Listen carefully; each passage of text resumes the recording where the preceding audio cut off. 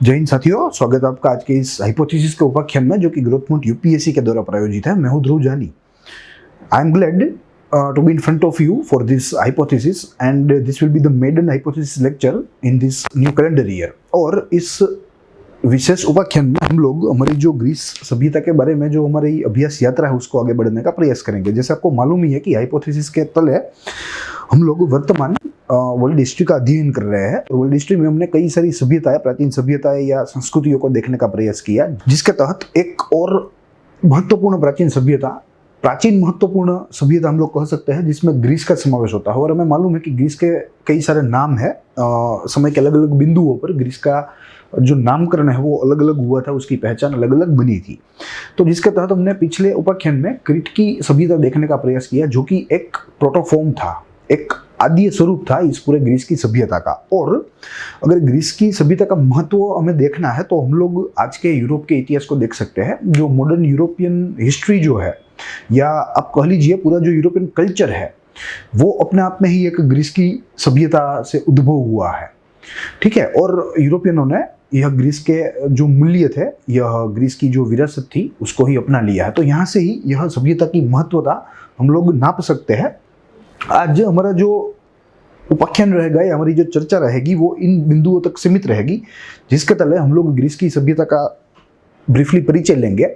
एक संक्षिप्त जो है परिचय, या आप कह लीजिए ब्रीफ इंट्रोडक्शन लेंगे। उसके साथ हम लोग वहाँ का जो साहित्य था, हालांकि साहित्य में दो ही महत्वपूर्ण महाकाव्य है, जैसे भारत में रामायण और महाभारत है, वैसे ग्रीस में दो महत्वपूर्ण काव्य थे, जिसमें इलियड और ओडिसी का समावेशन होता है। उसकी विषय वस्तु देखेंगे, उसका जो है तात्पर्य देखने का प्रयास करेंगे। साथ ही में नगर राज्यों का उदय देखेंगे कि कैसे ग्रीस में धीरे धीरे नगर राज्यों का उदय हुआ। फिर इन नगर राज्यों में से संघ का, धार्मिक संघ कह लीजिए या राजनीतिक संघ कह लीजिए, इन संघों का उदय हुआ। फिर बाद में इन संघों का कैसे रूपांतरण हुआ उमराव में, या जो है कुलीन वर्ग में, और कैसे कुलीन वर्ग में से धीरे धीरे एक जो है पूर्ण राजशाही का जन्म हुआ।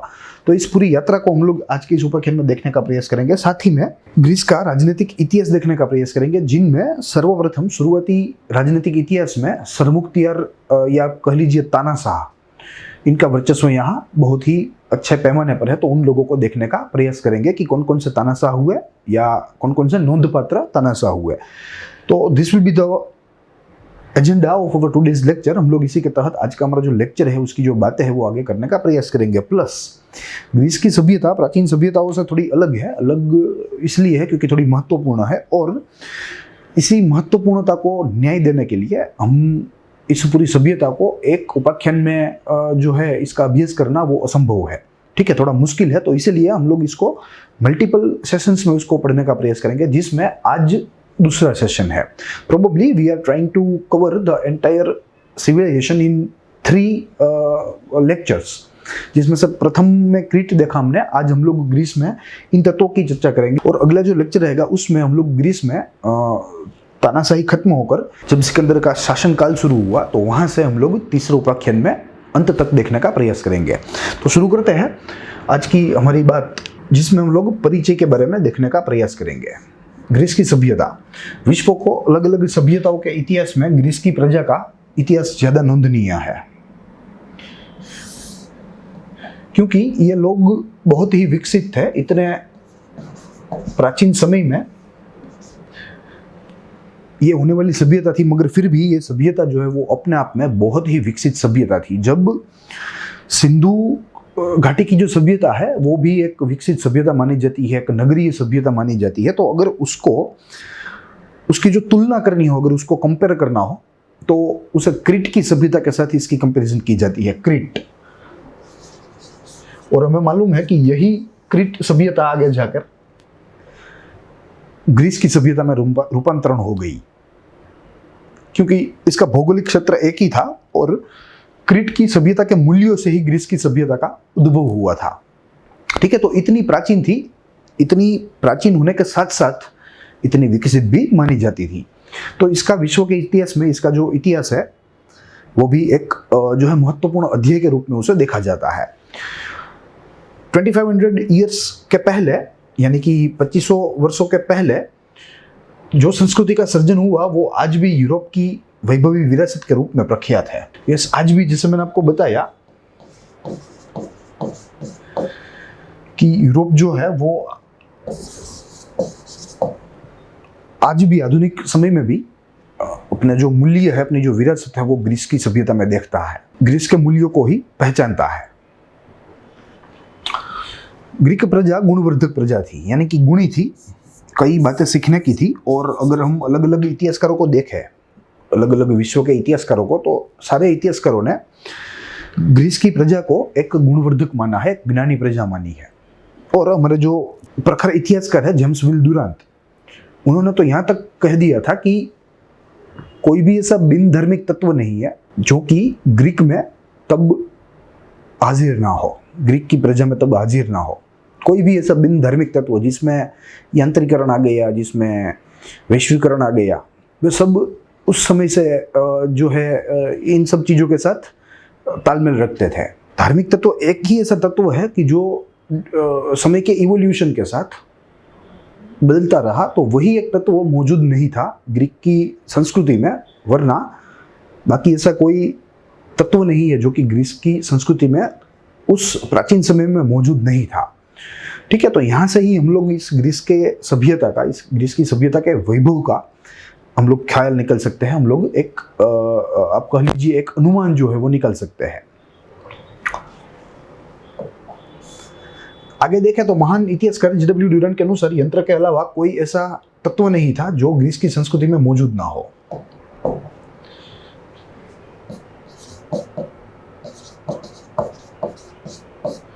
यंत्र, क्योंकि ये तो साइंस के एडवेंट के पहले का समय था, बहुत ज्यादा पहले का समय था, तो यंत्र नहीं थे, मगर ऐसा कोई अन्य तत्व नहीं था जो कि ग्रीस के प्रजा में ना हो, ग्रीस की प्रजा को मालूम ना हो। ठीक है, चाहे वो भूगोल शास्त्र हो, चाहे वो आप कह लीजिए खगोल हो, चाहे वो तत्व चिंतक हो, तत्वज्ञान हो, चाहे वो नीति शास्त्र हो, धारा शास्त्र हो, कोई भी ऐसा ज्ञान नहीं था, कोई भी ऐसी चीज नहीं थी जो कि ग्रीक के समाज में मौजूद नहीं थी, वहाँ की संस्कृति में मौजूद नहीं थी। ये सारे शब्द ग्रीक शब्द से ही आते हैं, तो यहाँ से ग्रीक समाज की शक्ति का अनुमान लगा सकते हैं। मैं आपको एक सूची दे सकता हूँ, as you can see on your screen. देखिए, इतने सारे जो शब्द है, ये सारे शब्द जो आज हमारे जीवन के साथ घुल मिल गए हैं, वे सारे शब्द ग्रीस से आए हैं, जिसके तहत शाला, व्यायामशाला, गणित, भूमिति, इतिहास, छंद शास्त्र, भौतिक शास्त्र, जीव विद्या यानी कि बायोलॉजी, आरोग्य शास्त्र, मेडिसिन कह लीजिए, काव्य, संगीत, नाटक, दर्शन, तत्वज्ञान, राज्यशास्त्र, लोकशाही, आदर्शवाद, नीतिशास्त्र, तानाशाही इत्यादि। तो ये महत्व है ग्रीस का, और इसी से हम लोग ग्रीस की जो ताकत है, ग्रीस की पौराणिक सभ्यता की जो ताकत है, उसका अंदाजा लगा सकते हैं। ये सारे शब्द आज हम लोग, जैसे हमारे ही शब्द है वैसे हम लोग इसका प्रयोग कर रहे हैं, मगर हमें मालूम नहीं है कि इसका जो मूल है वो ग्रीक प्रजा में छुपा हुआ है। ग्रीक प्रजा ने ही विश्व को ये सारे शब्द दिए हैं।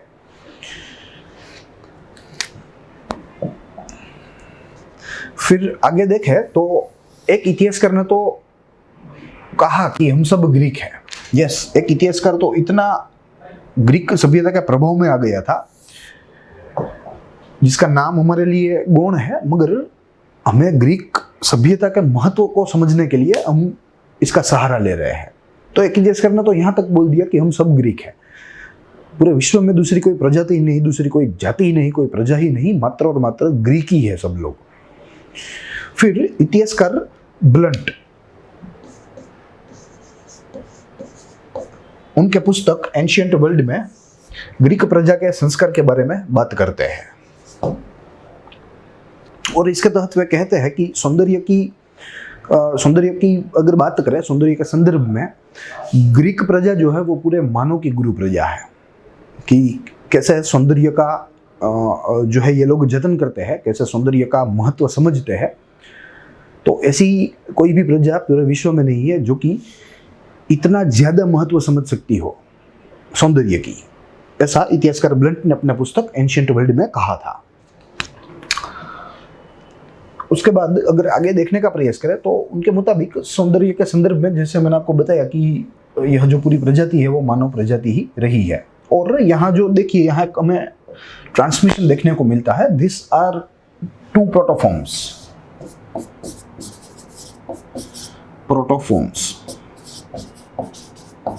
of this fully developed civilization, fully developed.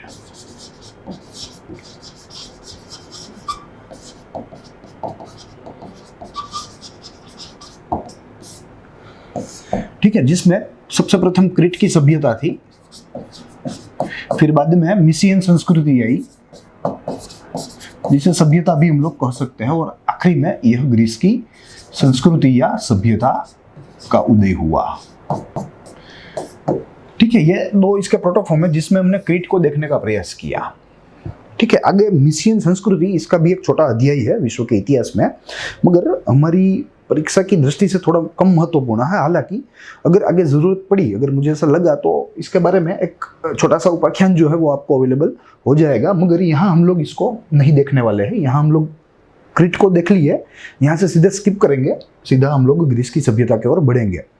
इसमें जैसे मैंने आपको बताया कि एक छोटा अध्याय है विश्व के इतिहास में, जिसको हाल ही में जो पढ़ना है वो अनिवार्य नहीं है, इसलिए हमने यहाँ इसको स्किप किया है, मगर इन फ्यूचर अगर जरूरत पड़ी then it will be made available to you. तो देखते हैं आगे। प्रसिद्ध इतिहास लेखक आर्नोल्ड टोयनबी ग्रीस के इतिहास को 3 अंकों में विभाजित कर सकते हैं या विभाजित करते हैं। यही विभाजन को हम लोग आगे देखने का प्रयास करेंगे। प्रथम भाग ईसा पूर्व 1100 से ईसा पूर्व 750, दूसरा भाग ईसा पूर्व 750 से ईसा पूर्व 431, और उसके बाद तीसरा भाग ईसा पूर्व 431 यानी कि 431 से ईसा पूर्व 200 तक। ठीक है, तो this are the 3 broad time classifications.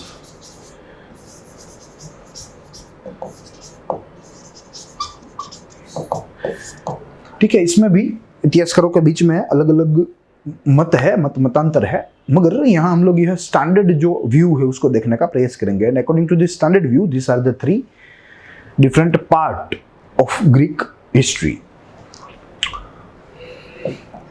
देखते हैं आगे।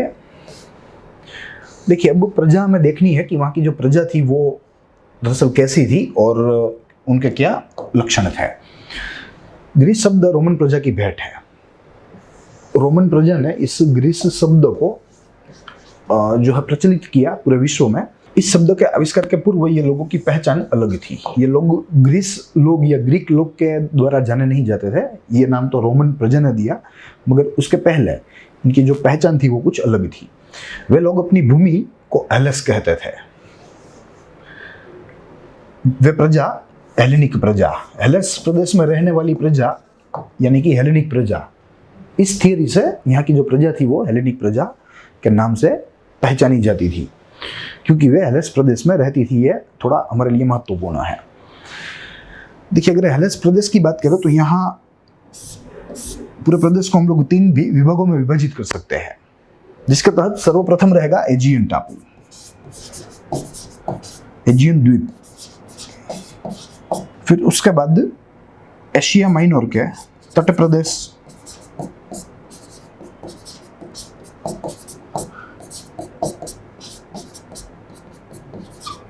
और साथ ही में ग्रीस के कुछ संस्थानों की गिनती होती थी। ग्रीस के संस्थान जिसे आप कॉलोनी भी कह सकते हो। हालांकि यह यूरोपियंस वाली कॉलोनी नहीं है, जिसका उदय तो बहुत ही बाद में हुआ, मगर यह एक प्रकार की जो है मैकेनिज्म है जो कि ग्रीस में प्राचीन समय में प्रचलित था। तो ये 3 विभागों को हेलेस प्रदेश कहा जाता था और इसमें बसने वाले लोगों को हेलेनिक प्रजा कही जाती थी। ग्रीस की प्रजा इंडो यूरोपियन आर्य प्रजा थी। Yes, they were Aryans. और ऐसा भी कहा जा रहा है कि भारत में भी बसने वाले, मध्य भारत, उत्तर भारत में बसने वाले जो लोग हैं वे भी आर्य प्रजाति के ही है, वाइल दक्षिण भारत में बसने वाले जो लोग हैं वे द्रविडियंस है। एक थियरी ये भी है, तो उसी के तहत ग्रीक में भी इस प्रजा को इंडो यूरोपियन आर्य प्रजा ही माना जाता था। और अगर इसकी जाति की बात करें तो कैसियन जाति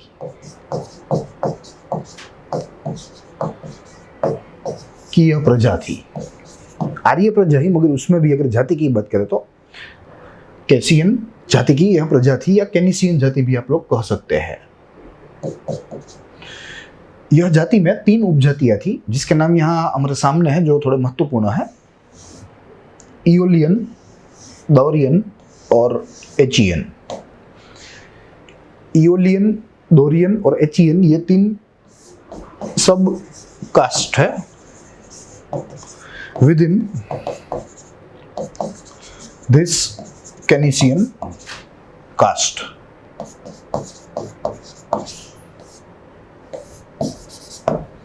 ठीक है, तो ये लोग आमतौर पर यहां बसते थे। ग्रीस की प्रजा का शुरुआती इतिहास वहां के महाकाव्यों में देखने को मिलता है, और ये महाकाव्य हमें मालूम है कि 2 महत्वपूर्ण महाकाव्य है जो कि कवि होमर के द्वारा रचित है। कवि होमर, जिसमें सर्वप्रथम आता है इलियड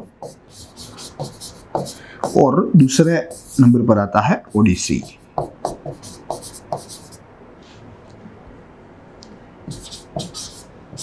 ठीक है, ये दोनों महाकाव्यों में ये काव्य कम है और इतिहास ग्रंथ ज्यादा है, क्योंकि हमें संपूर्ण रूप से ग्रीस का इतिहास जो है वो यहां से देखने को मिलता है, संपूर्ण रूप से।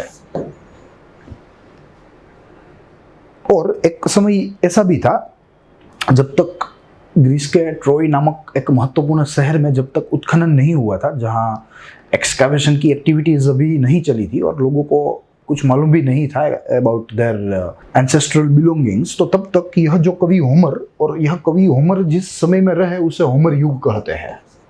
होमर युग, जिसका समय काल भी हम लोग आगे देखने का प्रयास करेंगे। तो इस होमर युग को एक मिथ ही मानते थे, यह मिथक ही था पूरे ग्रीस की प्रजा के लिए। मगर जब ट्रोय में से उत्खनन हुआ और जब वहां से कुछ अवशेष प्राप्त हुए, फिर बाद में यह जो कवि होमर है, या इनसे पहचाना जाता यह जो होमर युग है, इसकी वास्तविकता प्रस्थापित हुई। उसके पहले वो एक मिथक मात्र ही था, उसे एक लोग पौराणिक कथा ही मानते थे, या आप कह लीजिए एक मिथ ही मानते थे।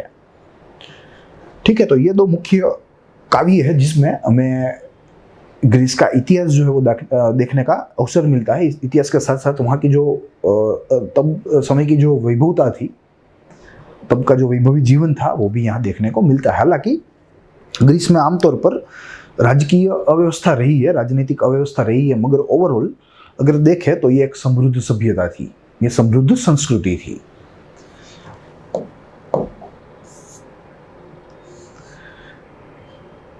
देखिए, यहाँ अब होमर युग की बात है। जैसे मैंने आपको बताया कि यह शुरुआत में एक मिथ मात्र ही था, एक मिथक मात्र ही था, लोग इसे सीरियसली नहीं लेते थे और पुराण कथा तक ही सीमित रखते थे। मगर जैसे ही इस ट्रोय नामक शहर में एक्सकावेशन हुआ,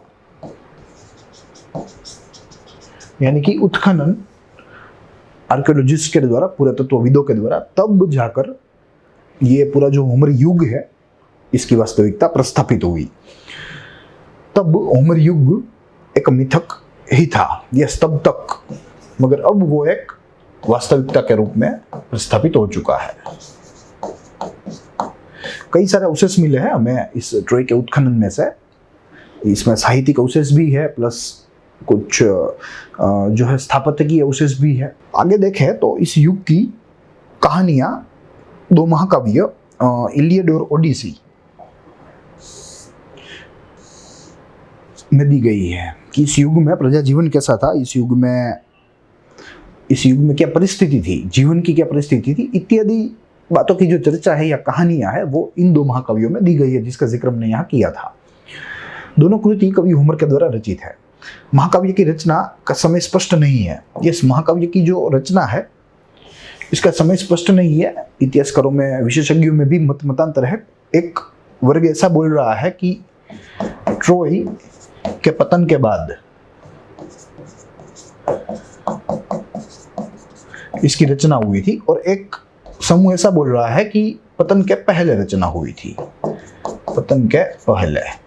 ठीक है, तो दोनों के मत है। साथ ही में ये जो कवि होमर थे, इनका जीवन काल भी स्पष्ट नहीं है। और इसमें भी मतांतर है विशेषज्ञों के अंदर, उनके बीच में। और ऐसा कहा जा रहा है कि 1100 बीसी से 800 बीसी तक के समय में ये महानुभाव जन्मे होंगे, अपना कार्य किया होगा। तो ये इसका कार्यकाल है, एक अनुमान है, मोटा सा अनुमान है।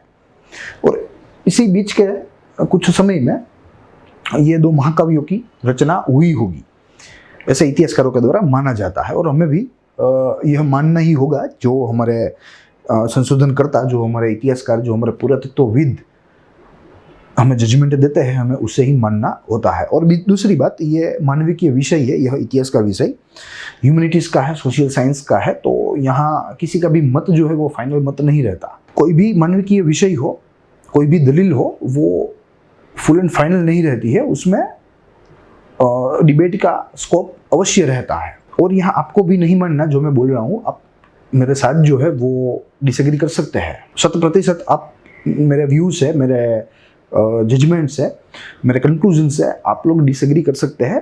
इन context to social science there is enough scope to disagree with one's view, and this disagreeness is welcomed. ठीक है, एक मत नहीं हो सकता, तो इंटेलेक्चुअल जो ग्रोथ है वो थम जाएगा, वो रुक जाएगा। तो इंटेलेक्चुअल ग्रोथ के लिए there should be a scope for disagreeness in each and every subject of humanities और सोशल साइंस। तो हमारी बात आगे बढ़ाते हैं। तो इनका जीवन काल जो है वो भी स्पष्ट नहीं था। ये एक अंध कवि थे, ठीक है। और जैसे हमें मालूम है कि ईश्वर जो है वो अगर किसी एक क्षेत्र में जो ताकत खींच लेता है मनुष्य के पास से, तो दूसरे क्षेत्र में वो ताकत जो है वो उसको दुगनी करके देता है। तो शायद इसीलिए यह उमर कवि अंध होने के बावजूद भी इतना अच्छा साहित्यिक कार्य जो है वे कर पाए, इतनी अच्छी कृतियां जो है वो कर पाए, जो आज दिन तक भी, इतने हजारों सालों के बाद भी यूरोपियंस उसको एक गौरव ग्रंथ की तरह देखते हैं। जो पश्चिम की प्रजा जो है, यूरोप की प्रजा, वो इसे एक गौरव ग्रंथ के रूप में देखती है। इनके एक एक मूल्यों को अपने जीवन में उतारने का प्रयास करती है। तो इतना शानदार ग्रंथों की रचना यह अंध कवि के द्वारा की गई थी। दो महाकाव्यों से पूरे विश्व को ग्रीस की भव्य सभ्यता से परिचित करवाया। ग्रीस कितना भव्य था उससे भी परिचित करवाया। साथ ही में हमें ग्रीस का इतिहास भी जानने को मिला कि ग्रीस में दरअसल उस समय में होता क्या था, अति प्राचीन समय ग्रीस का दरअसल होता कैसा था, ये हमें यहाँ से जानने को मिला। दोनों ही महाकाव्य रामायण व महाभारत जैसे पुराण कथा पर आधारित है। यस, अगर हम इन काव्यों की कथा वस्तु की बात करें, इनके विषय वस्तु की बात करें, तो ये पुराण कथाओं पर आधारित है, ज़्यादा आधारित है। और जैसे जैसे हम लोग इस काव्यों को एक्सप्लोर करेंगे, वैसे वैसे हमें जो है मालूम पड़ेगा कि यस, इसमें मिथ जो है वे थोड़ी अच्छी मात्रा में है। देखते हैं, महाकाव्य इलियड की विषय वस्तु ट्रोजन की लड़ाई का विवरण है। देखिए, यहाँ ट्रोजन की एक प्राचीन लड़ाई हुई थी, प्राचीन मगर प्रख्यात, या आप कह लीजिए विख्यात, पॉपुलर लड़ाई थी। और इस लड़ाई के मध्य में ग्रीस की रानी हेलेन थी।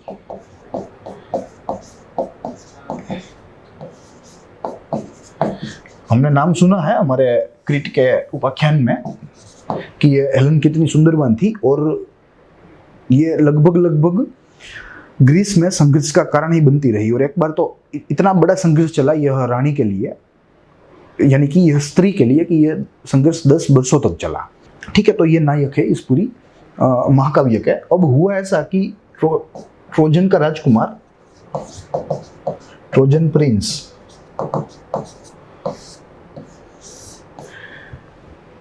उसे रानी हेलेन चाहिए थी, तो उसने रानी का जो है अपहरण करने का प्रयास किया। अपहरण कर ही लिया, तो क्या हुआ कि जो ग्रीस प्रजा थी वो इससे परेशान हो गई, क्रोधित हुई, और उन्होंने ट्रोजन के ट्रोय नामक शहर के ऊपर हमला कर दिया। Kidnapped Greek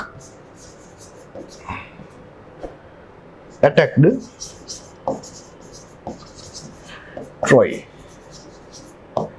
in anger. क्योंकि ये जो हेलेन थी वो इतनी खूबसूरत थी कि ये ग्रीक जो वीर थे वहाँ के जो वीर सिपाही थे, वीर जवान थे, वीर युवान थे वहाँ के, उनके हृदय की रानी थी, ग्रीक वीरों के हृदय की रानी।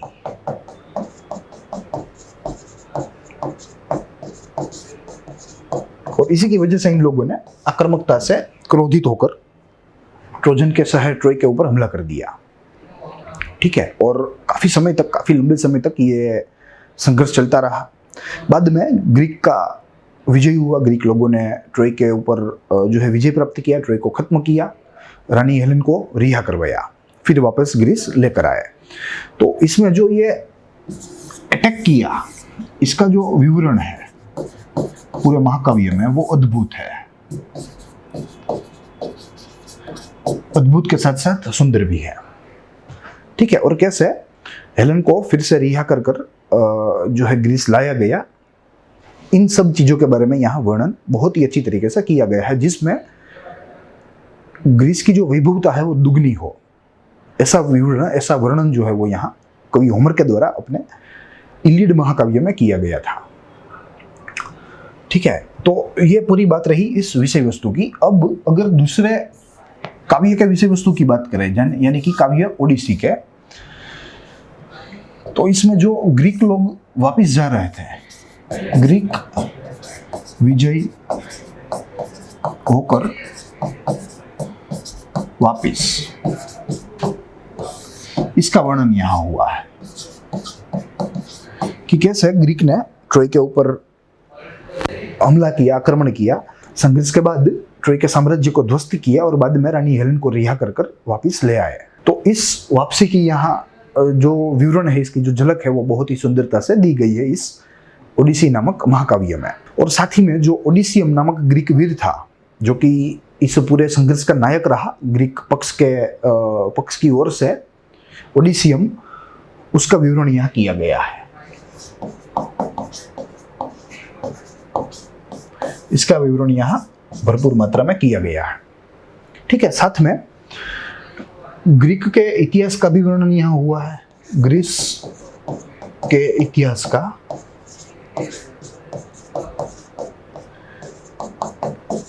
वर्णन भी यहाँ बहुत ही अच्छी मात्रा में किया गया है। तो ये इन दोनों महाकाव्यों के विषय वस्तु है, जो कि अपने आप में ही ये महत्वपूर्ण है, ग्रीक के इतिहास के लिए भी महत्वपूर्ण है, यूरोप के इतिहास के लिए भी महत्वपूर्ण है, और साथ ही में विश्व के इतिहास के लिए भी बहुत ही महत्वपूर्ण है, जिसको हमने देखने का प्रयास किया। आगे अगर देखें तो ये दो महाकाव्य केवल साहित्यिक सृजन नहीं बल्कि ग्रीक प्रजा का इतिहास है।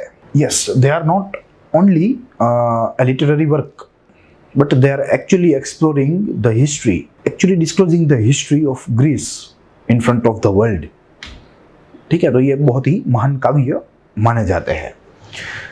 उसके बाद ट्रोय के उत्खनन से कई सारे अवशेष भी प्राप्त हुए हैं, जिसका जिक्र भी हमने किया। कई सारे अवशेष है जिसमें साहित्यिक अवशेष भी है, स्थापत्य अवशेष भी है, यानी कि मोन्यूमेंटल एविडेंस आप कह लीजिए, या मोन्यूमेंटल रिमेन्स कह लीजिए, लिटरेरी रिमेन्स है।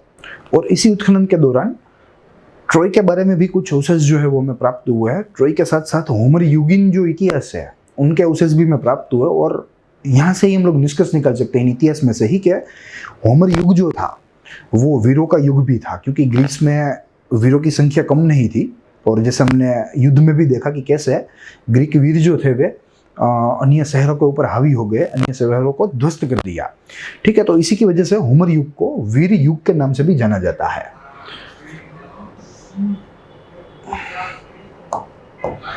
होमर युग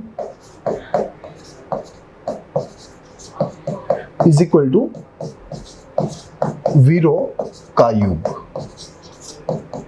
क्योंकि यहां प्रचुर मात्रा में वीरता देखने को मिलती थी ग्रीस में इस विशेष समय में, तो इसीलिए इसको वीरों का युग भी कहा जाता है। होमर युगीन ग्रीस शक्तिशाली व बहादुर वीरों का ग्रीस था, जिसका जिक्र हमने किया, और इसी के तहत उसे वीरों का युग भी कहा जाता था। इस युग में लोहे की शोध से हथियारों में क्रांति आ गई। यस, लोहे की शोध हुई, यानी कि आयरन एज, मेटल एज तो शुरू हो गई थी मगर उसमें अब आयरन एज आ गई। Then it saw a revolution in weapons, in making of weapons, in the use of weapons, in the power of weapon, क्योंकि सब बड़ा लोहे की मदद से हथियार अच्छे होने लगे, तीक्ष्ण होने लगे, कठोर भी होने लगे। तो it was a type of weapon revolution. इस युग का राजकीय जीवन अस्त व्यस्त था, जिसका जिक्र मैंने किया। It was anarchic full state, यानी कि अराजकतापूर्ण।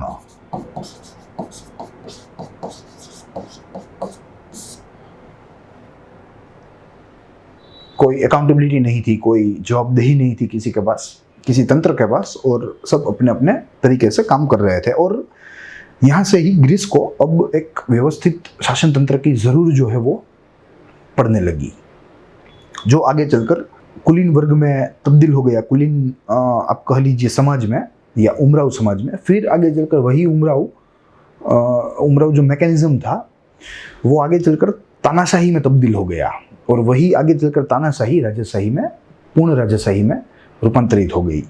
ठीक है, तो यहाँ से ही इसकी शुरुआत धीरे धीरे शुरू हो गई। और जैसे मैं मालूम है कि क्रांति का मूल जो है वो अराजकता में ही है। तो अगर किसी भी देश की क्रांति के बारे में अगर आप सुनो तो आपको यह अवश्य मान लेना है कि इसके बैकग्राउंड में कोई अराजकता रही होगी, चाहे वो धर्म से प्रेरित हो, चाहे वो राजनीति से प्रेरित हो, चाहे वो अन्य कोई तत्वों से प्रेरित हो, मगर एनार्की आएगी, अराजकता आएगी तो ही क्रांति जो है उसका जन्म होगा, उसका उद्भव होगा। चाहे कोई भी देश हो, कोई भी समय हो। ठीक है, तो ये एक इसका फंडामेंटल है किसी भी रिवॉल्यूशन का। भारत में भी रिवॉल्यूशन हुआ। ठीक है, भारत में जब इंडिपेंडेंस हमें मिली तो it was a type of A revolution. तो उसके पहले अराजकता थी, उसके पहले अन्याय था, उसमें से भारतीय प्रजा में क्रोध जन्मा, और वही क्रोध ने आगे जाकर हमें सफलता दिलवाई अंग्रेजों के सामने लड़ने के लिए। फिर भारत में हरित क्रांति हुई, ग्रीन रिवॉल्यूशन, जिसे हम जो है अच्छी तरीके से जानते हैं, which was happened in the decade of 1960s। तो उसके पहले क्या था? उसके पहले अराजकता थी। We were not secure from the view point of food, we were heavily insecure. ठीक है, तो एनर्की आई, उसके बाद रिवॉल्यूशन आएगा। उसके बाद राजा का स्थान सर्वोच्च था। Yes, raja was apex authority.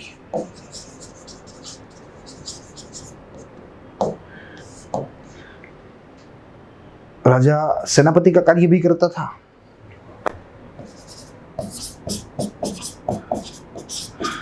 राजा धर्मगुरु का भी कार्य करता था, साथ ही में राजा न्यायाधीश का भी कार्य करता था।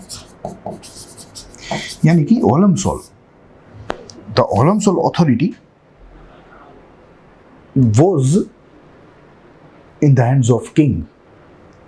उसके बाद विवादों का समाधान कानून से नहीं मगर परंपरागत रिवाजों को ध्यान में रखकर किया जाता था। यस, क्योंकि एक अच्छी प्रकार की कानून व्यवस्था की यहाँ कमी थी इस समय, और लाजमी है ये कमी, क्योंकि बहुत ही प्राचीन समय था। और आज भी हमें 21वीं सदी में भी कई सारे देश मिलते हैं कि जहाँ आज भी कानूनी व्यवस्था की कमी हो। ठीक है, तो ये एक बहुत ही स्वाभाविक सी बात थी, मगर फिर भी तभी भी जो न्याय की जो प्रक्रिया होती थी उसमें जो परंपरागत नियम थे, परंपरागत जो रीति रिवाज थे, जो ट्रेडिशंस थे, उनको ध्यान में रखकर राजा जो है यहाँ इंसाफ करने का प्रयास करता था।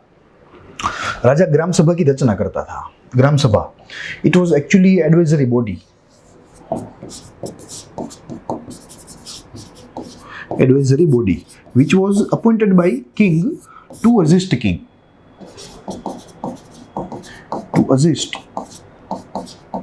यानी कि किंग को सहायता करने के लिए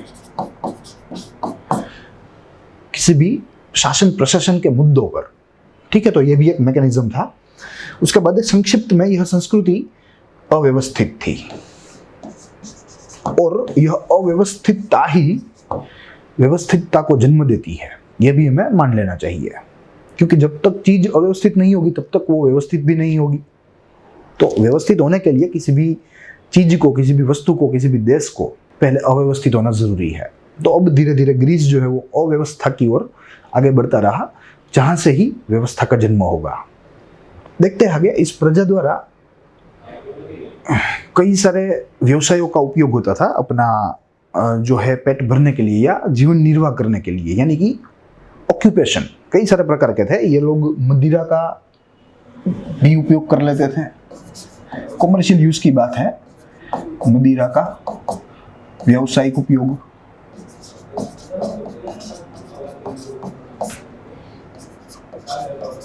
यानी कि लिकर सेलिंग हम लोग कह सकते हैं, प्लस फिशरी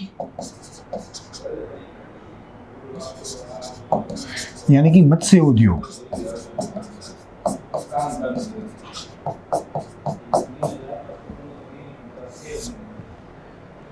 फिशरीज ये इनके साथ भी जुड़े हुए थे, साथ ही में ये पशुपालन भी करते हैं,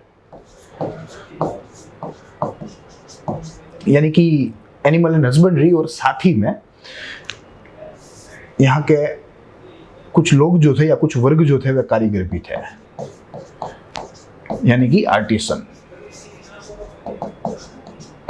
ठीक है, तो कुल मिलाकर यहाँ की प्रजा कई सारे प्रकार के व्यवसाय के साथ जुड़ी हुई थी। समाज में कुटुंब का बड़ा पिता था। Patriarchal system of family was practised.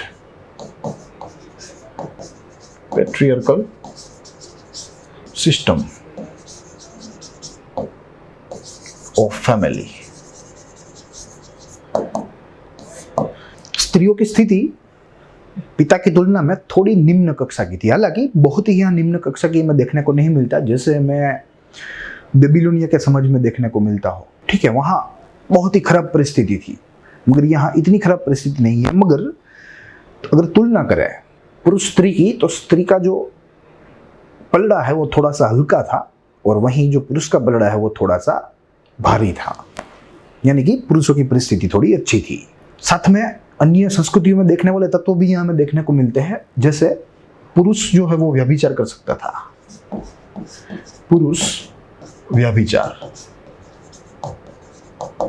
मगर स्त्रियों के बारे में ये जो व्यभिचार की बात है वो प्रोहिबिटेड थी, यानी कि स्त्रियां नहीं कर सकती थी, मगर पुरुष जो है वे कर सकते थे। तो ये परिस्थिति थी। तो यहाँ से भी हम लोग ये निष्कर्ष निकाल सकते हैं कि ये जो इनइक्वालिटी है, ये जो समानता है, यही इस बात को सुनिश्चित करती है कि ग्रीस के समाज में, ग्रीस की सभ्यता में स्त्रियों की परिस्थिति थोड़ी निम्न कक्षा की थी। विवाह विक्रय के द्वारा होता था। विक्रय यानी कि sale and purchase, sale purchase जो हमने कई सारी प्राचीन सभ्यताओं में देखा है, यह एक प्रकार की विकृत क्रिया है जो आज के आधुनिक समय में कोई भी देश के द्वारा, कोई भी सभ्यता के द्वारा जो है इसे एक्सेप्ट नहीं किया जाता, इसे जो है माना नहीं जाता। मगर प्राचीन समय था, लोग भी धीरे धीरे समाज के साथ समाज को एक जो है नए डायमेंशन की तरह देख रहे थे। हमारे लिए समाज जो है वो एक पुराना डायमेंशन हो गया, मगर ये प्राथमिक लोग थे, तो इन लोगों के लिए समाज का जो गठन है वो भी एक नया था। तो इसी के तहत वे लोग अभी सेट हो रहे थे, इनका मैकेनिज्म जो है वो भी सेट हो रहा था, जिसमें ये क्रय विक्रय की प्रक्रिया की सहायता लेते थे मैरिज के लिए या विवाह के लिए। आमतौर पर क्रय विक्रय गुलामों के संदर्भ में देखने को मिलता है, मगर कई सारी ऐसी प्राचीन सभ्यताएं थी जिसमें विवाह भी क्रय विक्रय से होता था, यानी कि स्त्रियों को खरीदा जाता था मालिक के द्वारा, फिर मालिक उसके साथ विवाह करता था, उसके पास काम भी करवाता था, बच्चे को जन्म देने का साधन ही मानी जाती थी स्त्री। और अन्य कई सारी सभ्यताओं में स्त्रियों को आर्थिक जो है समानता वो नहीं मिलती थी। उसके बाद देखें तो कुल मिलाकर स्त्रियों का स्थान समाज में अच्छा था, भले ही थोड़ा निम्न कक्षा का हो, मगर जो अगर हम बेबीलोन की तुलना में देखें, बेबीलोन की तुलना में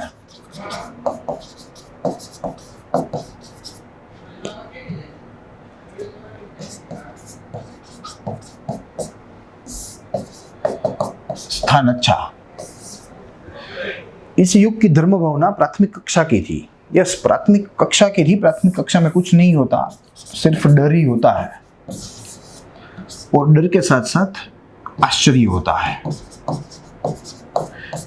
जैसे मैंने बताया कि यह शुरुआती मनुष्य थे, इन लोगों के लिए प्रकृति भी एक नया विषय थी।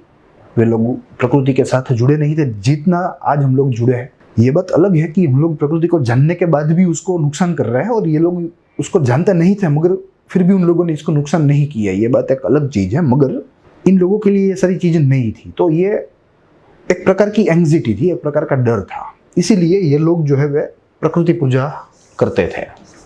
और आप कोई भी प्राचीन समाज ले लो, किसी भी जगह का, किसी भी खंड का, पूरे विश्व में वे प्राकृतिक तत्वों की पूजा करता होगा, क्योंकि वो प्राकृतिक तत्वों के प्रभाव में था, प्राकृतिक तत्वों के सामने डरता था। Because it was their maiden experience, it was their anxiety, it was their exclamation. वो उनका आश्चर्य जो है भाव था कि वो उनको जो है इन चीज़ों को पूजने के लिए मजबूर कर देता था, जितना आज मजबूर हम लोग नहीं हो रहे हैं, क्योंकि we are well aware, we have science in our pocket. मगर प्राचीन समय जो है वो थोड़ा भिन्न था। तब साइंस नहीं था, कोई प्रकार का इंटरेक्शन नहीं हुआ था प्रकृति के साथ, हम लोग समझ नहीं पा रहे थे कि ये है क्या। तो इसी की वजह से हम लोग इससे डरते भी थे और इससे आश्चर्य भी होते थे, और इसी की वजह से हम उसे पूजते थे। जो देव देवियाँ होती थी ग्रीस में, उनको भोग भी धराया जाता है, भोग भी धराया जाता है। हालांकि मानव भोग का उल्लेख हमें ग्रीस में से नहीं मिलता।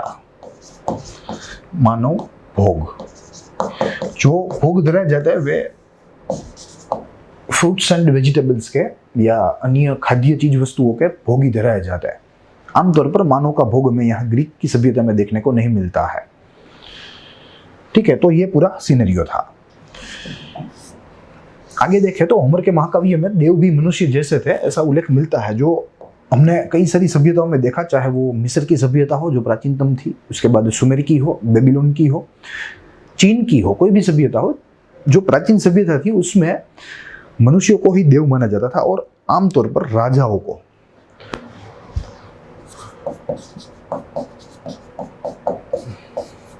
देव का स्वरूप माना जाता था।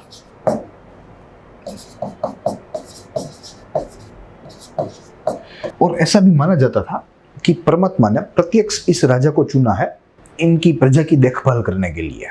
और ऐसे संदेश जो है वे धर्मगुरु ही फैलाते थे पूरे समाज में, ताकि राजा की जो गरिमा है वो मेंटेन रहे, वो बनी रहे। इस युग के देव अपने भक्तों को अपने स्वार्थ के लिए हिंसा या असत्य का प्रयोग करने देते हैं। यस, क्योंकि जैसे मैंने आपको बताया कि कोई भी विकसित किस्म का कोई तत्वज्ञान नहीं था, कोई सामाजिक ज्ञान नहीं था, कोई इस प्रकार का धर्म ज्ञान भी नहीं था। तो अपने स्वार्थ के लिए ये जो देव होते थे, प्राचीन देव, ये दरअसल मानव देवी होते थे। ये अपने लोगों को हिंसा असत्य के लिए भड़का देते। और इसका एक ये भी कारण है कि तब संघर्ष चलता रहता, पड़ोसी पड़ोसी के प्रजातियों के साथ। राज्य तो कहना उचित नहीं रहेगा, क्योंकि ये राज्य कहने के लिए बहुत ही पहले का समय रहेगा। तो यहाँ राज्य तो नहीं थे, मगर आसपास की प्रजातियों के साथ संघर्ष चलते रहते। तो अगर इन लोगों को सर्वाइव करना होता, then it was a sole route for them to be alive, कि अगर आपको कोई मारने आए तो आप उसे मार दो, इसमें कोई पाप नहीं है, इसमें कोई हमने गुनहगारी नहीं की है। तो this was the fundamental which was followed in a very early times in this Greek civilization। और ये आक्रमणों से बचने के लिए इन लोगों को संघर्ष में उतरना पड़ता, युद्ध करना पड़ता। और इन लोगों की मान्यता के अनुसार युद्ध में प्रेरणा देने वाला जो कोई देव था, वो देव था ओरिस।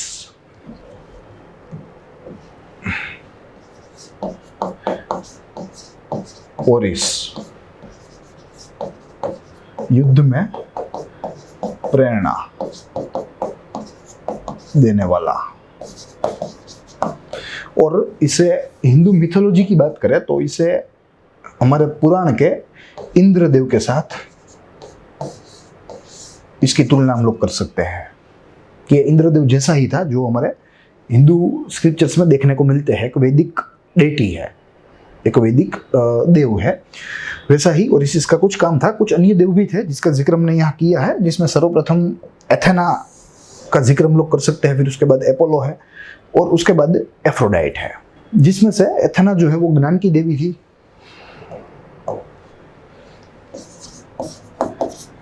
ज्ञान की देवी,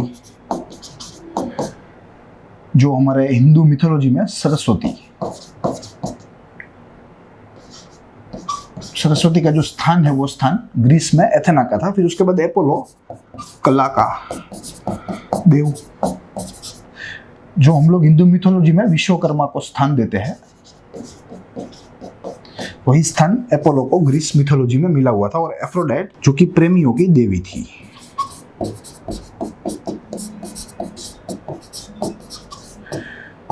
ठीक है, तो ये ग्रीस की देव सृष्टि में महत्व का रोल प्ले करते हैं।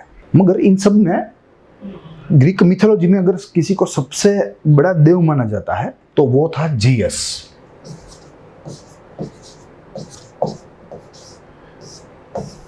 सबसे बड़ा देव।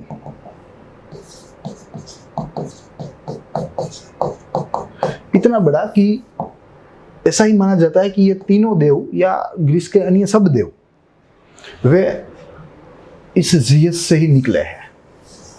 इन सब का उद्भव जो है वो यहाँ से ही हुआ है। ठीक है, तो ये भी एक ग्रीस का बड़ा देव था, जिसमें से ऐसा माना जाता है, ऐसी मान्यता है कि ये सारे देवों का जन्म हुआ था। उसके बाद देखें तो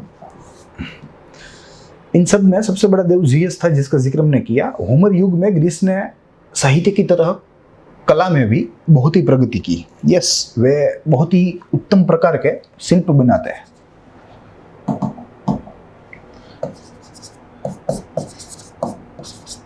शिल्प निर्माण, साथ ही में वे लकड़ी के ऊपर नक्काशी काम भी बहुत अच्छा करते हैं। और हाथी दांत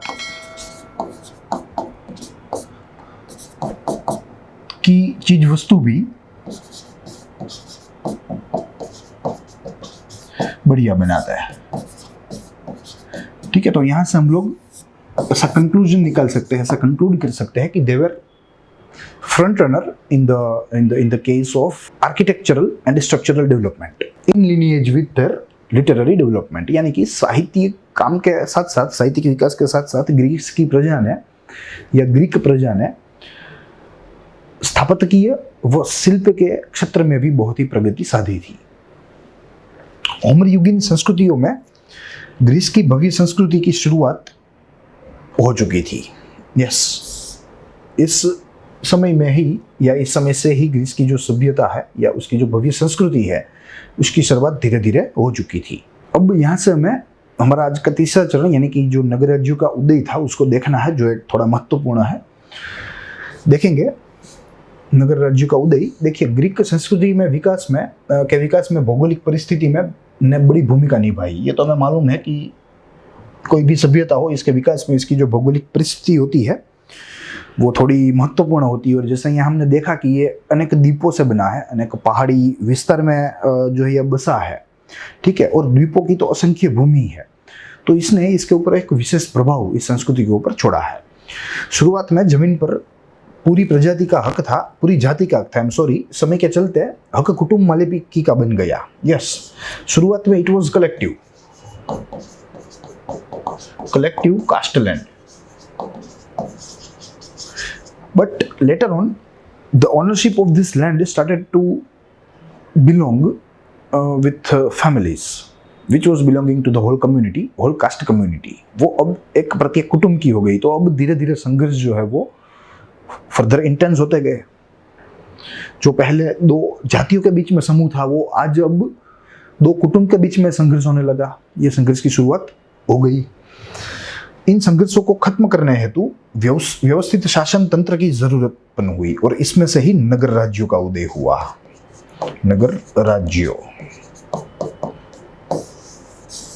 क्योंकि अव्यवस्था इतनी बढ़ गई कि एक व्यवस्थित शासन तंत्र समय की मांग हो गई, जिसमें से नगर राज्यों का जन्म हुआ। प्रत्येक नगर को अपना स्वतंत्र देव था। स्वतंत्र देव के साथ अपना स्वतंत्र लश्कर भी था।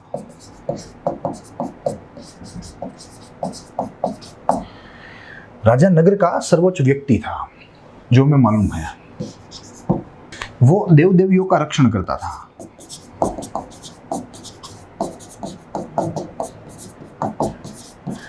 और इसी तरह धीरे धीरे इसमें से पूर्ण राजाशाही का जन्म हुआ। ये प्रथम स्टेप है।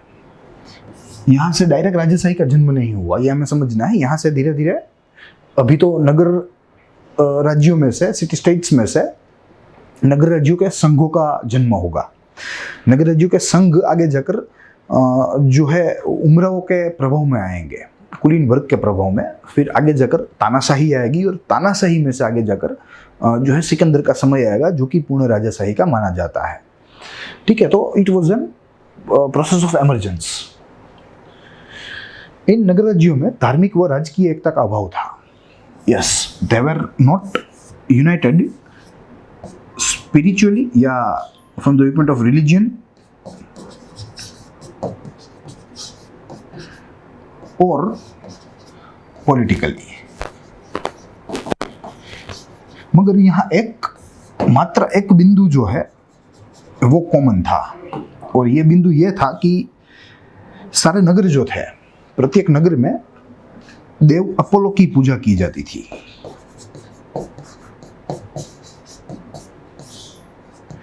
ये पहलू जो है ये कॉमन था, और आगे चलकर इसी के चलते, इस पहलू की मौजूदगी के ही चलते जो है धार्मिक संघों का गठन हुआ। कुछ संघ राजकीय भी थे, मगर धार्मिक संघों का भी गठन हुआ, जिसको हम लोग आगे देखेंगे। कुल दो ही प्रकार के संघों का गठन हुआ। एक धर्म आधारित थे और दूसरे जो थे वे राजनीति आधारित थे, यानी कि पॉलिटिकली बेस्ड। देखेंगे, यह नगर राज्यों की प्रजा सामूहिक पौरुषी की रमत में खास रुचि रखती थी। यस, कई प्रकार की जो है रमतें यहाँ खेली जाती थी, और इसमें से जो ये सामूहिक है यानी कि कलेक्टिव,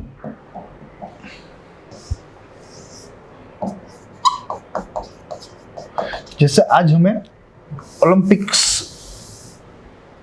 के खेल जो है देखने को मिलते हैं, एशियाड की रमतें देखने को मिलती है, कॉमनवेल्थ गेम्स देखने को मिलते हैं, तो ठीक वैसे ही यहाँ इतने प्राचीन समय में भी ऐसी सामूहिक पड़ोसी जो रमतें होती है वे खेली जाती थी। और ओलंपिया शहर में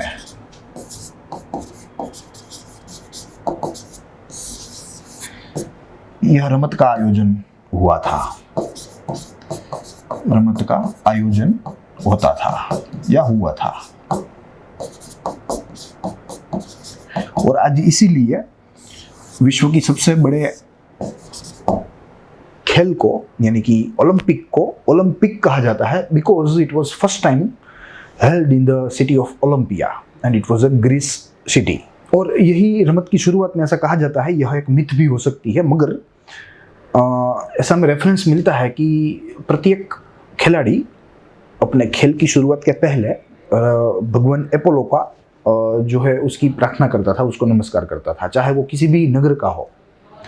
ठीक है, और जैसे मैंने आपको बताया कि इन नगरों में एक ही बात कॉमन थी, वो थी God Apollo. They were worshipping, every city state was worshipping, the people of every city state were worshipping god Apollo. So this was a sole common element which was present across the city states. ठीक है, तो खिलाड़ी के द्वारा यहाँ लिख सकते हैं, खिलाड़ी के द्वारा एपोलो की प्रार्थना, चाहे वो किसी भी नगर का हो। उसके बाद देखें तो यहाँ के अलग अलग नगर राज्य थे, मगर उनकी भाषा एक थी। भले ही नगर राज्य अलग अलग हो, मगर they were using a single language। तो ये भी एक जो है कॉमन तत्व कह लीजिए हमें देखने को मिलता है, कॉमन एलिमेंट। हालांकि इन भाषाओं की जो लिपि है उसमें हमें कोई जो है भेद देखने को मिलता है, भिन्नता मिलती है, मगर ओवरऑल अगर लैंग्वेज की बात करें तो they were using bit of common languages among them. उसके बाद भले ही ये नगर भिन्न थे, मगर बाह्य आक्रमणों के सामने लड़ने के लिए वे एक हो जाते हैं। Yes, they were believing in unity strength. ठीक है, तो इसी सिद्धांत के तले वे अपने अपने मुद्दों के लिए आंतरिक संघर्ष में रहते थे, मगर अगर कोई बाह्य आक्रमण आ जाए, बाह्य कोई आपत्ति आ जाए, तो उससे लड़ने के लिए वे सारे एक हो जाते हैं और एक होकर, मजबूत होकर बाह्य जो तत्व है, दुश्मन तत्व, उसका सामना करता है। उसके बाद इस तरह ग्रीक के नगर राज्यों का अस्तित्व भले ही अलग था, मगर वे व्यापारिक, धार्मिक और सामाजिक एकता रखते थे। व्यापारिक, धार्मिक और सामाजिक एकता। ठीक है, वैसे नगर राज्य अलग ही थे, मगर कुछ कुछ तत्व, जिसमें सर्वप्रथम धार्मिक तत्व जो हमने अपोलो के बारे में देखा, और उसके साथ साथ कुछ सामाजिक तत्व भी देखा जो कि एक दूसरे में सेम थे। सामाजिक में हम लोग लैंग्वेज का एग्जाम्पल ले सकते हैं। ठीक है, आगे देखें तो नगर संघ, अब धीरे धीरे नगर संघों की रचना होने लगी, क्योंकि यही एकताओं ने इन नगर राज्यों में से नगर संघों की रचनाओं को वेग दिया। नगर संघ यानी कि एक पूरा संगठन बनने लगा, ऑर्गेनाइजेशन बनने लगा।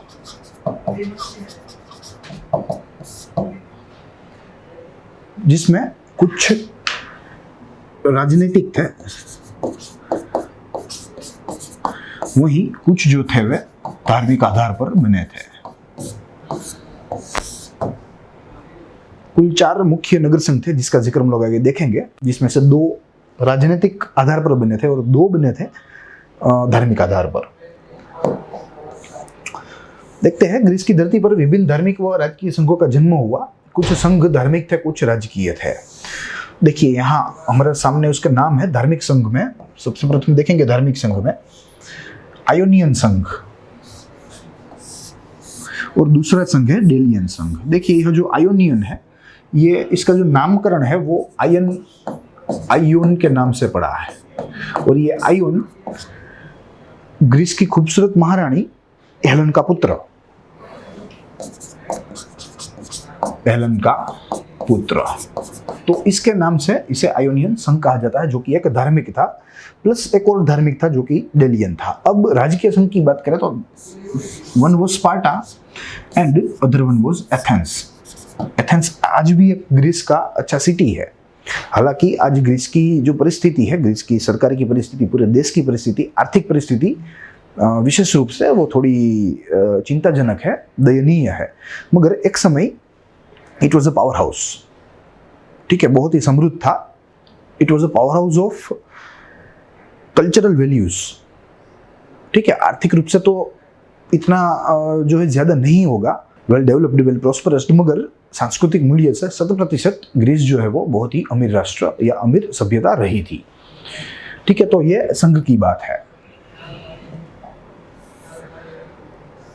अब धार्मिक संघों को थोड़े अंदर देखें तो सबसे प्रथम उसमें आएगा आयोनियन संघ, जिसमें इस संघ में 12 राज्य थे। There were 12 nations, I mean city states.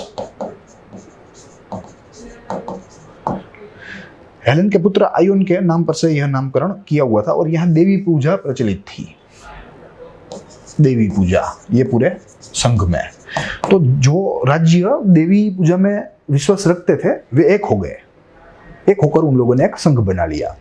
बाद में डेलियन संघ में इजिप्ट के पास समुद्र में डेलास टापू के ऊपर अपोलो देव की पूजा करने के कारण यह संघ की रचना हुई। डेलास टापू पर अपोलो को पूजने के लिए इस संघ की स्थापना हुई, और जो टापू का नाम था डेलास टापू था, इसीलिए इसे डेलियन संघ कहा जाता है। और ये एक धार्मिक है।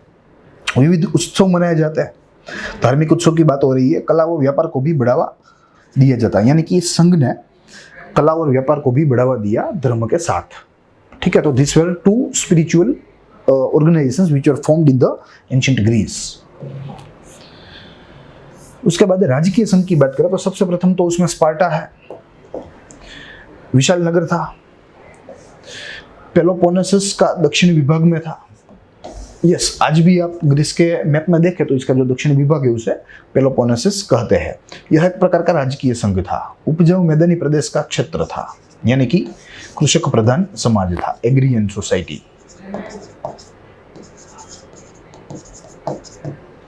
उसके बाद एथेंस की बात करें तो यह भी एक प्रकार का राजकीय संघ था, विशेष भौगोलिक स्थान इसका था, ग्रीस की राजधानी बन गया। जैसे मैंने आपको बताया कि बाद में यह एथेंस जो है वो ग्रीस की राजधानी बन गया, बहुत ही समृद्ध हुआ, आज भी मौजूद है। और यहाँ के नागरिक प्रबुद्ध व साहसिक थे, they were intellectual as well as, साहसिक यानी कि एक प्रकार के हिम्मतवान थे, they were intellectual as well as fearless. तो यह बात रही ये 4 नगर संघों की।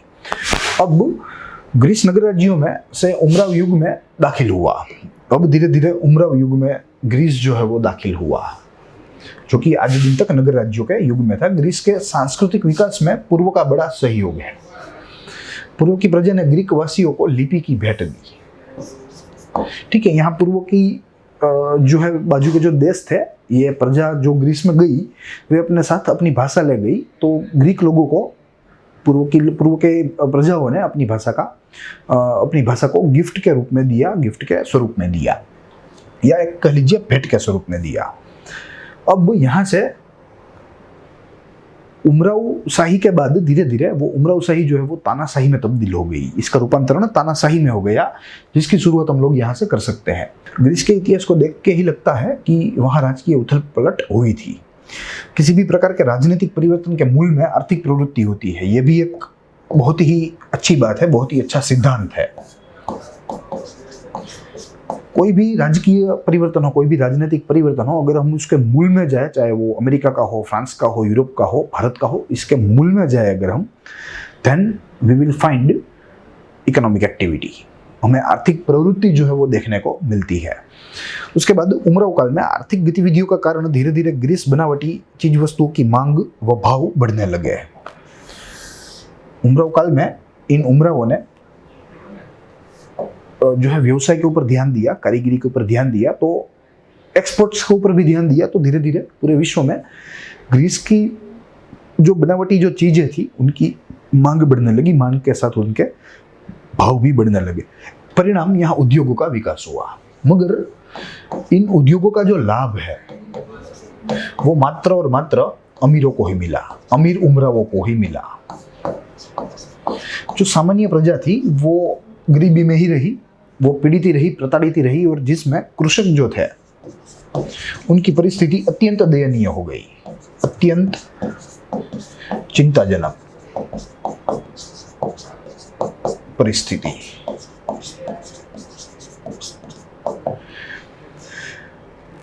तो ये बात हुई। अब आगे देखें तो देखिए यहाँ ग्रीक का व्यापार हमें देखने को मिलता है। 2 उसके महत्वपूर्ण सिटी है, एक है एथेंस और दूसरा है कार्थेज। ये दोनों सिटी है, दोनों से माल सामान जो है वो पश्चिम में भूमध्य समुद्र के तट क्षेत्रों में जाएगा। मेडिटेरेनियन कोस्ट के जो नेशंस है वे ग्रीस चीजों को यूज करते थे, उसका उपयोग करते थे, तो वहां जाएगा और वहां से कच्चा माल ग्रीस आएगा। ग्रीस के कारीगर उसके ऊपर अपना हुनर दिखाएंगे, फिर वो माल तैयार होकर फिर भूमध्य समुद्र के तट प्रदेशों में बिकने जाएगा, उपयोग होने जाएगा। तो this was the entire trade cycle of ancient Greece, which was a very prosperous trade cycle. आगे देखें तो फिनिशिया के पास से ग्रीक प्रजा ने जहाज निर्माण की कला सीखी, और इतनी अच्छी सीखी कि धीरे धीरे वे अपने आप ही जहाज का निर्माण करने लगे। फिनिशिया की प्रजा के पास ग्रीस में आर्थिक समानता नहीं थी, या यहाँ हम लोग असमानता कह सकते हैं, मगर there was no economic equality. जैसे मैंने आपको बताया कि इन उद्योगों से अगर किसी वर्ग को फायदा हुआ तो वो वर्ग मात्र और मात्र अमीर उमरावों का था। ठीक है, कृषक जो थे और अन्य सामान्य वर्ग जो थे वे गरीबी में ही थे, उन लोगों का आर्थिक उत्थान जो है वो नहीं हो पाया था। तो there was a severe economic inequality, severe. आगे देखें, धीरे धीरे कुलीन वर्ग यानी कि उमराव वर्ग कृषक व मध्यम वर्ग के ऊपर अत्याचार करने लगे। यस, क्योंकि धीरे धीरे उमराव वर्ग जो थे या कुलीन वर्ग जो था वो पैसों की ताकत से मजबूत होने लगे, शक्तिशाली होने लगे। तो जो कम मजबूत वर्ग थे, जो दुर्बल वर्ग थे आर्थिक रूप से और सामाजिक रूप से, उनके ऊपर वे लोग अत्याचार करने लगे। तो अब ये नया सिलसिला शुरू हुआ। अब यही अत्याचारों के सामने लड़ने के लिए धीरे धीरे ग्रीस की जो प्रजा थी वो तैयार होने लगी। जब तक अत्याचार सहन करने की क्षमता थी तब तक ग्रीस की प्रजा ने अत्याचार सहन की है, मगर जब सहन शक्ति खत्म हो गई तो वहां से अब धीरे धीरे जो है वे विद्रोह करने लगे इन अत्याचारों के सामने। इस स्थिति का लाभ उठाकर ओलंपिक विजेता सोलोन तानाशाह बन गया। सोलोन ये एक नगर का खिलाड़ी था जो कि ओलंपिक में एक बार विजेता बना था, और इसी का लाभ लेते हुए इस विद्रोह का इसने जो सत्ता की धुरी थी वो अपने हाथ में ले ली। यह सोलोन ने, ये एक खिलाड़ी था, और यहां से ही तानाशाही का आरंभ हुआ। ग्रीस में तानाशाही का आरंभ।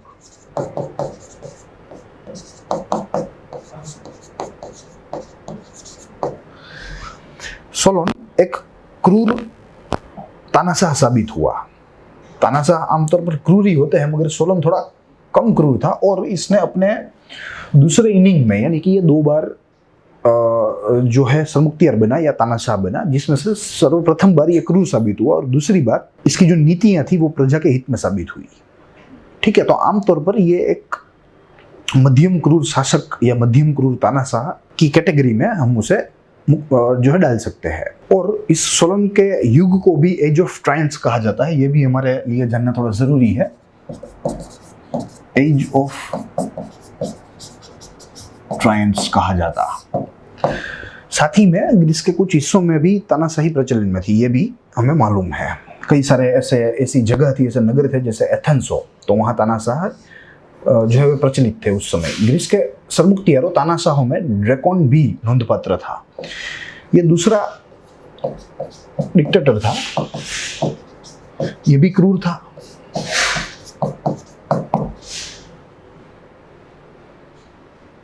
जिसने कई सारे फेरफार भी किए। यह महानुभाव ने दरअसल कानूनी फेरफार को अपने हाथ में लेना चाहा और कानूनी फेरफार करना चाहे, और ड्रैकोन के इस युग को लगभग ईसा पूर्व 6ठी सदी का युग माना जाता है। ईसा पूर्व 6ठी सदी यानी कि BCE 6th सेंचुरी। तब ग्रीस में कोई कानून व्यवस्था नहीं थी, और जो कुछ भी वहीवट चलता था वो मौखिक या आप कह लीजिए ओरल डिस्क्रिप्शन पे ही चलता था।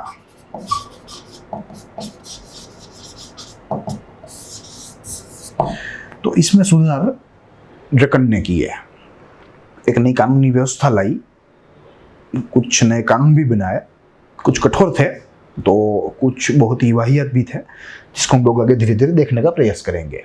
और जैसे हमने देखा कि यह ओरल मौखिक जो है प्रणाली के ऊपर चलता था, तो ये बात निश्चित है कि यह सुस्पष्ट नहीं होगा।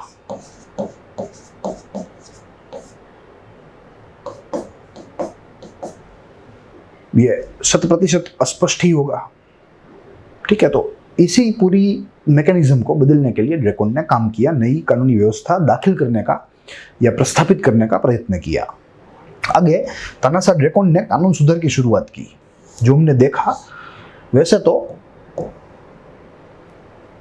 कुछ कानूनों को छोड़कर बाकी जो अन्य कानून थे वे कम कठोर थे, मगर कुछ हरकतों के लिए मृत्यु दंड तक की भी सजा थी। कुछ बहुत ही छोटी हरकतों के लिए भी, छोटे गुनाहों के लिए भी मृत्यु दंड तक की भी सजा थी। तो there was not a balance, it was a imbalanced law system या लीगल सिस्टम हम लोग कह सकते हैं। ठीक है, तो ये बात रही। परिणाम न्यायतंत्र व्यवस्थित बना। धीरे धीरे यह जो न्यायतंत्र है वो व्यवस्थित बना। देखते हैं आगे। इस कानून की विशेषता ये थी कि एक तरफ गुनहगार की परिस्थिति को ध्यान में रखकर सजा दी जाती, वहीं कुछ बहुत छोटे अपराध के लिए भी कठोर सजाएं दी जाती।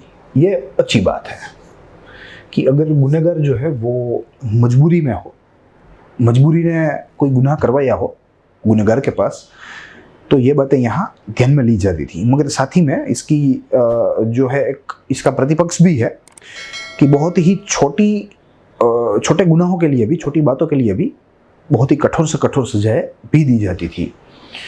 ड्रैकोन के कानून बहुत कठोर थे, इसी वजह से आज ऐसे कानूनों को ड्रैकोनियन लॉज कहा जाता है। हमने देखा होगा कि कई जो कानून होते हैं वो हम उसे ड्रैकोनियन कहते हैं, या हमारी जो मीडिया होती है वो उसे ड्रैकोनियन लॉज टैग करती है। तो यह ड्रैकोनियन शब्द ही दरअसल ग्रीस में से आया, ग्रीस के एक सरमुख्तियार के नाम पर से आया। यह हमारे लिए जानना जरूरी बनता है।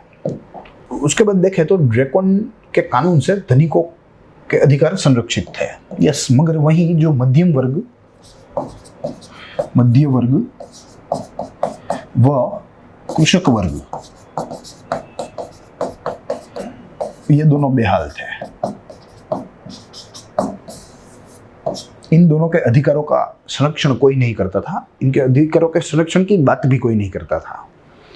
परिणाम, प्रजा में आंतरिक विद्रोह करने की भावना प्रबल हो गई। फिर से प्रजा में असंतुष्टि फैल गई, असंतुष्टि क्रोध में रूपांतरित हो गई और यह क्रोध इस विद्रोह में रूपांतरित हो गया। तानासा सालोन ने एथेंस की धुरा संभाली। इसी के चलते यह जो सोलोन थे प्रथम तानासा, pardon me if I pronounce it wrong, तो ये जो सोलोन थे वे एथेंस के तानासा बन गए। उसने एथेंस की धुरा संभाली, जो कि ग्रीस का एक बहुत बड़ा नगर था। फिर ईसा पूर्व 594 में आर्कन तानासा के पद पर निर्वाचित हुआ। आर्कन तानासा के पद पर निर्वाचित हुआ। ये थोड़े कम नोंदनीय है, मगर इनके नाम जो है वो हमें थोड़े जानने जरूरी है, ताकि हम लोग एक हायरार्की को सेट कर सकें। सोलोन सरमुख्तियार या तानाशाह मात्र ही नहीं मगर एक उच्च कोटि का कवि भी था। Yes, he was fine poet too. एक तानाशाह होने के साथ साथ वो एक उच्च प्रकार का कवि भी था। और एथेंस के इसकी सत्ता में ये प्रजा के हित में साबित हुआ, शांति की स्थापना की। ये महत्वपूर्ण बात है, शांति की स्थापना की, व्यवस्थित न्याय तंत्र को स्थापित किया।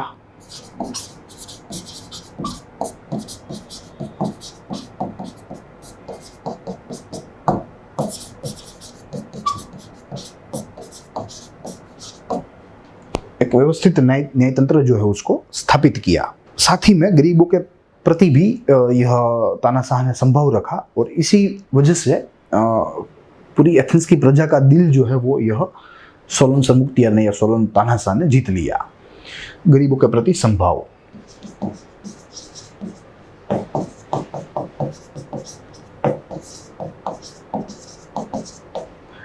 ठीक है, इसी की वजह से वो प्रजा की वाहवाही जो है वो उसको मिलने लगी। उसके बाद तानाशाह सोलोन ने कई प्रकार के सुधार भी किए, आर्थिक भी किए, जो है राजनीतिक भी किए, सामाजिक भी किए, जिसमें से दो तीन हमें जानना जरूरी है। अगर हमें स्पेसिफिकली ये सुधार देखने हैं तो हम उसे दो तीन विभागों में विभाजित कर सकते हैं, जिसमें सर्वप्रथम रहेगा भूमि सुधार। भूमि सुधार यानी कि लैंड रिफॉर्म्स। दूसरा रहेगा कानूनी सुधार। कानून सुधार में दो बातें की जिसको हम लोग अभी देखने आ रहे हैं वापस। फिर तीसरा हुआ आर्थिक सुधार, और चौथा स्त्रियों के लिए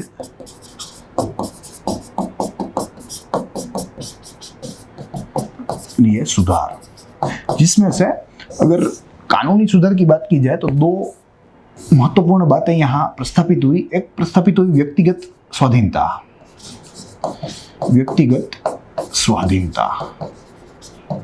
यानी कि व्यक्ति के अपने अधिकार है, अपनी स्वतंत्रता है, प्लस एपेलेट जुरिस्डिक्शन।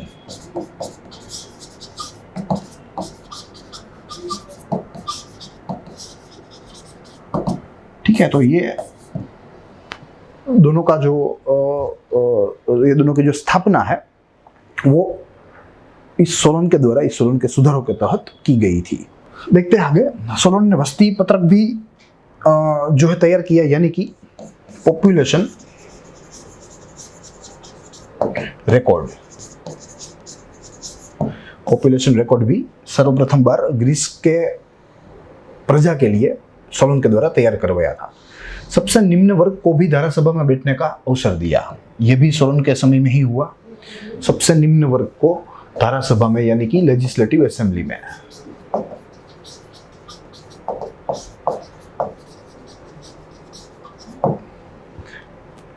उसके बाद राज्यतंत्र के उच्च स्तरीय पदों पर अमीर वर्ग को स्थान मिला, वो निम्न वर्ग को लश्कर में स्थान दिया गया। सोलोन ने अपनी प्रजा को दो भागों में बांट दिया। जो कुलीन वर्ग था उनको जो उच्च स्तरीय पदों पर स्थान मिला, जो उच्च स्तरीय अमलदार थे उन पदों पर, और वहीं जो मध्य कक्षा के थे, निम्न कक्षा के थे, जो कृषक थे, उन लोगों को लश्कर में स्थान दिया गया। प्रत्येक व्यक्ति को अपने अधिकार का संरक्षण मिला। जो व्यक्तिगत स्वाधीनता की हमने बात की, व्यक्तिगत स्वाधीनता। संक्षिप्त में सोलोन भले ही तानाशाह था, मगर वो आप खुद तानाशाही से दूर रहा। यस, तो ये एक उसमें अच्छी बात हमें देखने को मिलती है। सोलोन के बाद ग्रीस में सत्ता पर पिसिस्ट्रेटस आया। पिसिस्ट्रेटस भी एक प्रकार का सरमुख्तियारी था, ये भी तानाशाही था। पिसिस्ट्रेटस ने विशाल नौसेना तैयार की, एथेंस को समृद्ध बनाया। विशाल नौसेना, नवल या नेवी, और एथेंस को प्रॉस्पर बनाया। It prospered the entire Athens city. साथ ही में अगर राज्यतंत्र की बात की जाए तो राज्यतंत्र में यह तानाशाह ने कोई भी फेरफार नहीं किया। एक बात है, सामाजिक असमानता को इसने दूर करने का जरूर प्रयत्न किया था। सामाजिक असमानता को दूर करने का, असमानता दूर करने का प्रयास या दूर करना, और एथेंस में कुछ आर्थिक सुधार भी लागू किए थे, ये भी हमें भूलना नहीं चाहिए। जो मात्र नगर तक सीमित थे, पूरे ग्रीस में लागू नहीं हुए थे, सिर्फ नगर की ही जो है आर्थिक जो रचना थी उसको यह महानुभाव ने थोड़ा जो है उसमें थोड़ा फेरफार किया था। फिर उसके बाद पड़ोसी राज्य से शांति वार्ता भी की उसने। पिसिस्ट्रेटस के बाद उसके दो पुत्र सत्ता पर आए, मगर वे ज्यादा समय टिक नहीं पाए, यानी कि दिए के पीछे अंधेरा था। और इतने अच्छे शासक पिता के बाद जो दो पुत्र आए, उन दोनों के द्वारा यह जो ग्रीस की जो सत्ता है वो संभली नहीं गई, और वे ज्यादा समय तक टिक नहीं पाए। उसके बाद क्लिस्थेनिस सरमुख्तियार या तानाशाह बना, वो प्रख्यात था। उसने विभिन्न नीतियों को एकीकृत कर कर एक सामाजिक व्यवस्था स्थापने का प्रयत्न किया, यानी कि हुई unified multiple social policies and tried to make it under one umbrella. जैसे आज की सरकारें जो है, आधुनिक सरकारें, वे प्रयत्न करती रहती है किसी भी क्षेत्र की जो कोई योजनाएं हो, कोई नीतियां हो, तो उनको साथ में बांध कर उसको एक जो है नेम दे देते हैं, और एक अम्ब्रेला स्कीम के रूप में ही उसको देखते हैं, एज ए वन यूनिटी उसको देखते हैं। तो ये जो नया तानाशाह था उसने भी कुछ ऐसा किया। राज्य में से सामाजिक संघर्ष को दूर करने का प्रयास किया। सामाजिक असमानता थी जिसने मैं देखा, तो सामाजिक असमानता में से सामाजिक संघर्ष का जन्म हुआ, और इसी सामाजिक संघर्ष को यह वर्तमान सरमुख्तियार ने उसे खत्म करने का, उसे दूर करने का प्रयास किया। फिर आगे देखें तो क्लिस्थेनिस के बाद ऑस्ट्रेजियम तानाशाह के रूप में सत्तारूढ़ हुआ। ऑस्ट्रेजियम ये भी एक प्रकार का तानाशाह था, हालांकि आखिरी तानाशाहों में इसकी गिनती की जाती है, मगर तानाशाह तो जरूर था। और ये तानाशाह की सूची में बहुत ही महत्वपूर्ण है, क्योंकि इसने प्रजा की जो आवाज थी उसको बड़ा बनाया। प्रजा की आवाज को बड़ा बनाया। लोकतांत्रिक मूल्यों को व्यवहारिक बनाया। यानी कि he tried to make democratic elements, democratic values practical in a very ancient time, जहाँ तानाशाही थी, जहाँ कुलीन वर्ग का वर्चस्व था, जहाँ नगर राज्य थे, अलग अलग लश्कर थे, स्वतंत्र लश्कर थे, जहाँ निरंतर संघर्ष चलता रहता, उस समय में यह महानुभावों ने लोकतांत्रिक मूल्यों को व्यावहारिक बनाने का प्रयत्न किया। उसके साथ इसने विभिन्न नीतियों को भी एकत्रित किया, विभिन्न नीतियों को भी एकत्रित किया,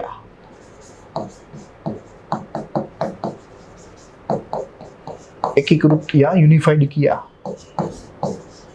इसने धीरे धीरे जो सत्ता उमराव वर्ग के पास थी,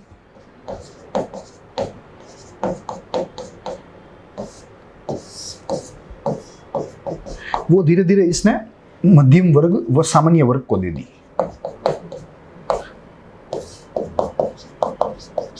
तो ये सच्चा सरमुख्तियार या ये सच्चा तानाशाह ग्रीस का हम लोग देख सकते हैं। और यही तानाशाह ने लोकशाही की या लोकतंत्र की नींव ग्रीस में रखी।